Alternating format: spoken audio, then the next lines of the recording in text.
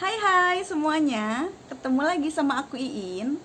Di video kali ini aku lagi nggak nge-review kartu dulu, karena aku lagi mau ngebahas soal bagaimana menjadi tarot reader atau pembaca kartu tarot part 2.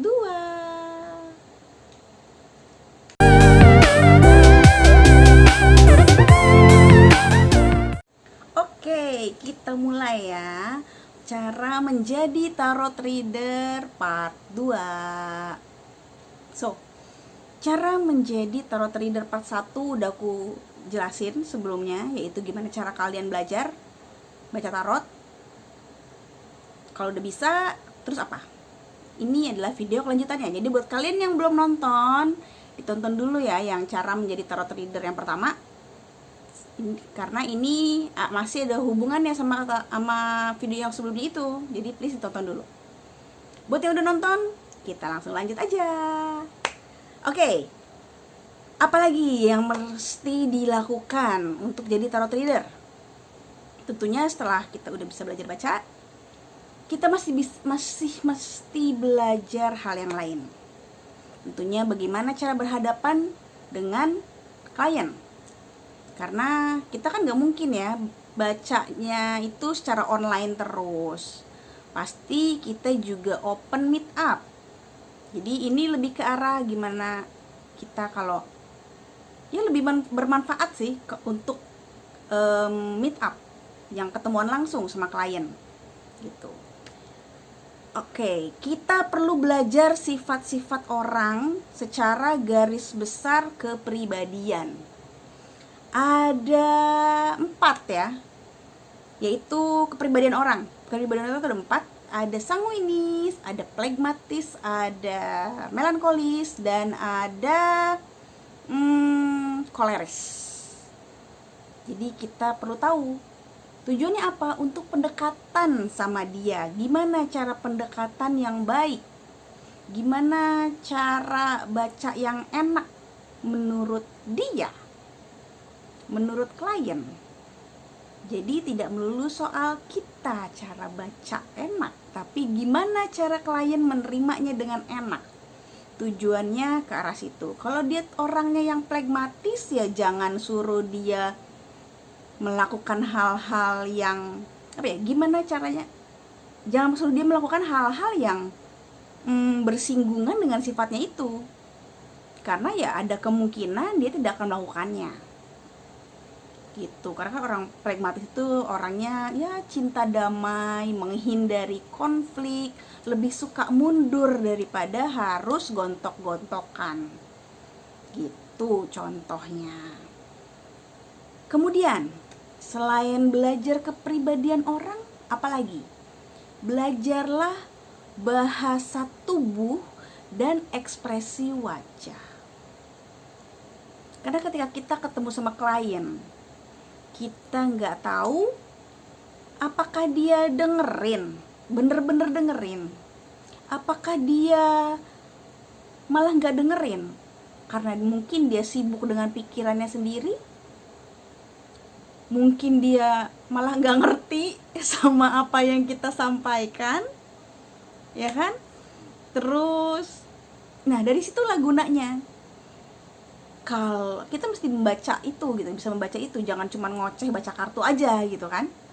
Karena mau nggak mau kita juga jadi konselor, kita jadi advisor buat dia.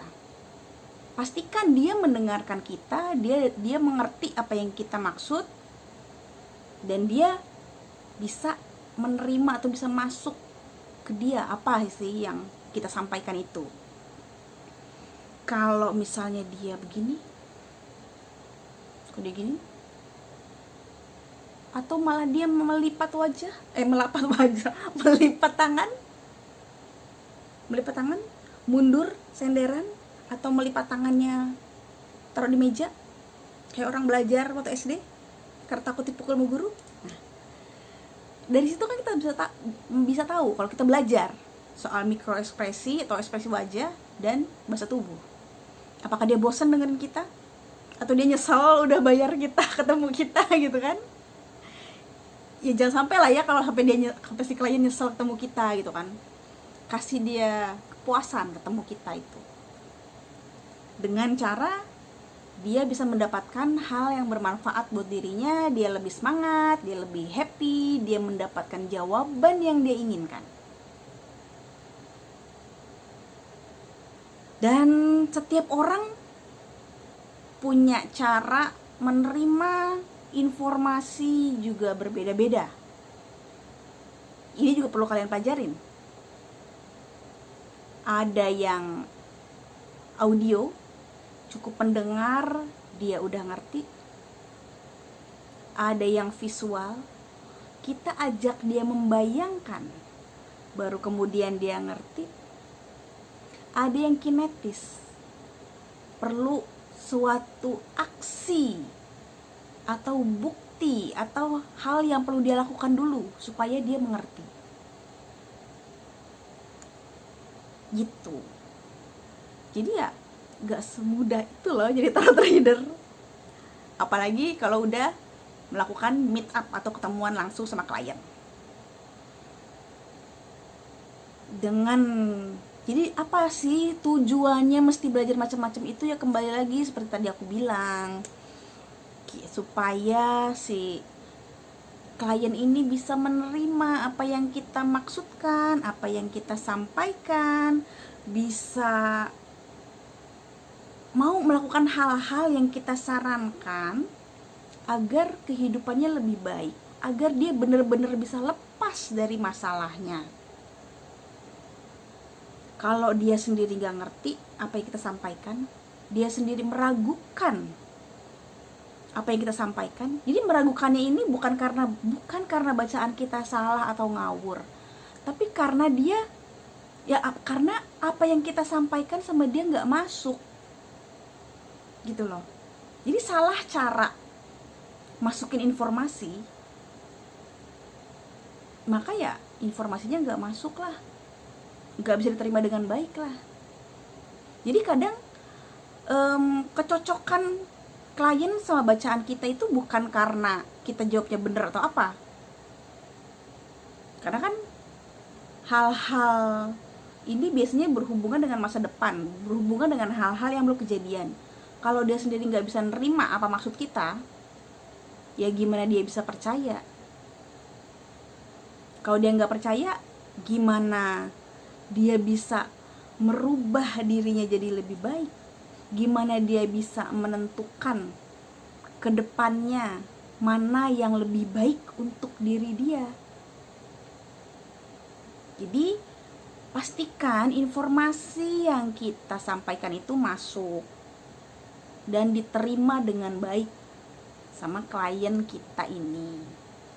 Itu tanggung jawab kita juga loh. Jadi jangan berarti dia udah ketemu, udah bayar ya sudah selesai. Jangan dong. Harus pinginnya sih ya masalahnya juga ikut selesai gitu kan. Problemnya dia juga ikut selesai. Next, apalagi? Tetap jadi diri sendiri. Cara penyampaian setiap orang, gaya setiap orang, maksudnya setiap reader, setiap pembaca tarot tuh beda-beda. Ada yang gayanya mungkin lebih ke arah ambil sisi realistis. Realitanya seperti apa? Hal yang real aja, hal yang pasti aja. Ada yang orangnya tuh lebih ke arah keras gitu ya, jebret, hardcore gitu, tanpa tedeng aling-aling. Ada yang penyampaiannya enak, santai, lembut. Ada yang ke arah kita, oh iya, lebih ke arah beri support, kasih support, acting sebagai teman, sebagai sahabat. Ada yang seperti itu. Apapun gaya dan cara penyampaian kamu, kalau itu memang nyaman dan menurut kamu itu cocok buat kamu, ya udah, stay di cara itu, di gaya itu. Gak perlu ngeliat, si reader kliennya banyak loh, dia cara bacanya kayak begitu loh. Ya gak apa-apa, gak perlu kamu ikut-ikutan dengan gaya baca dia. Tetaplah be original, be yourself. Karena setiap reader sama klien itu memang butuh kecocokan. Jadi cocok sama reader A belum tentu cocok sama reader B, belum tentu cocok sama reader C. Tapi ada juga klien yang cocok-cocok aja sama siapapun juga. Jadi nggak perlu karena si A kliennya banyak terus kamu ikutin gaya dia, nggak perlu. Tetap jadi diri sendiri, tetap dengan gaya kamu sendiri. Gitu. Capek ya. Jadi sementara kayaknya itu dulu deh. Next kalau aku ada kepikiran share yang lain ya, mungkin aku ada yang miss atau apa, nanti aku sambung lagi lah ya. Tapi untuk yang sekarang itu dulu sharing and tipsnya. Semoga bermanfaat buat kalian. Dan terima kasih yang udah nonton, terima kasih yang udah like dan subscribe. It means a lot for me. Thank you udah nonton dan sebagainya. Terima kasih udah dengerin aku ngoceh. Sampai ketemu lagi di video aku berikutnya. Bye bye.